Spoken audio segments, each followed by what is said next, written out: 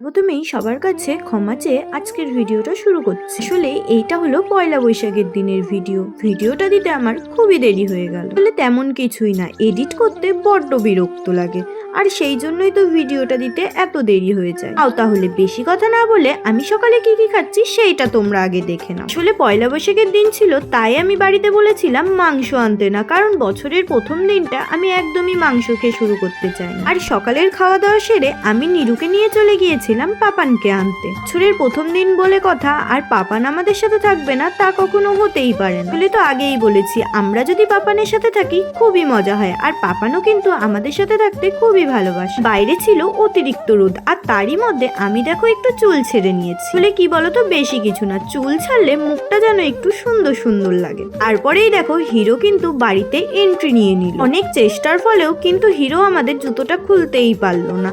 তারপরে দেখো অবশেষে এই ছানাপোনাদের দেখা শুরু করলো। আমাদের বাড়িতে যেন অনেকগুলো ছানাপোনা হয়েছে। এই ছানাপোনাগুলোকে যদি তোমরা নিতে চাও অবশ্যই আমাকে কমেন্ট করে জানিও, আমি তোমাদের বাড়িতে গিয়ে পৌঁছে দিয়ে আসবো। এইদিকে দেখো বছরের প্রথম দিন বলে কথা, তাই আমার ছোট পিসি চলে এসছে আমার ঠাকুমার সাথে দেখা করতে। আর এই যে পয়লা বৈশাখে ঠাকুমাকে ছোট পিসি এই গিফটটা দিল। আসলে ঠাকুমার বয়স হয়েছে, তার জন্য ঠাকুমার গলায় তুলসীর মালা আর মাঝখানে মাঝখানে সোনার পুঁতি দেয়া। উপহারটা তোমাদের কেমন লাগলো অবশ্যই জানি। এইদিকে দেখো না লাগানো গাছে অনেক উচ্ছে হয়েছে। লাগানো বললাম তার একটা কারণ আছে, কারণ এই উচ্ছে গাছগুলো একা একাই হয়েছে। বেশিরভাগ সময় দেখবে উচ্ছের বীজ কোথাও বললে উচ্ছে গাছ হয়ে যায় সেদিক দিয়ে। সেরকমই কতগুলো উচ্ছে আমি খোঁজাখুঁজি করে আমার পিসিদের হাতে দিলাম। পরে দেখো আমার ছোট পিসি আবারও রওনা দিয়েছে যাওয়ার উদ্দেশ্যে। এমন সময় আমার পিসির চোখে পড়লো আমাদের এই দিকে একটা কাকার বাড়িতে অনেকগুলো ডাক্তার বসে। সে এতদিন যাতায়াত করেছে, হয়তো চোখে পড়েনি, তাই আজকে পিসি সেইটা চোখে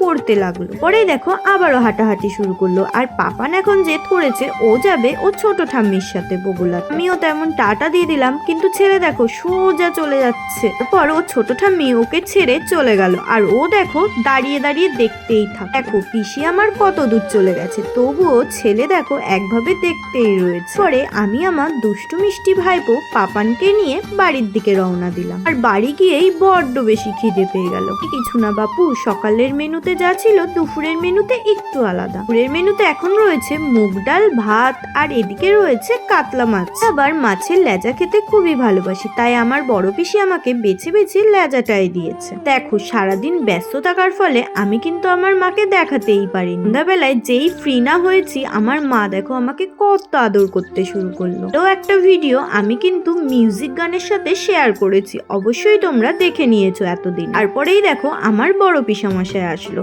আর বছরের প্রথম দিন বলে কথা, আমি আমার বড় পিসামশাইকে একটু মিষ্টি আর শরবত করে দিলাম। আমার বড় পিসামশাই কিন্তু খুবই খুশি হয়ে গেল।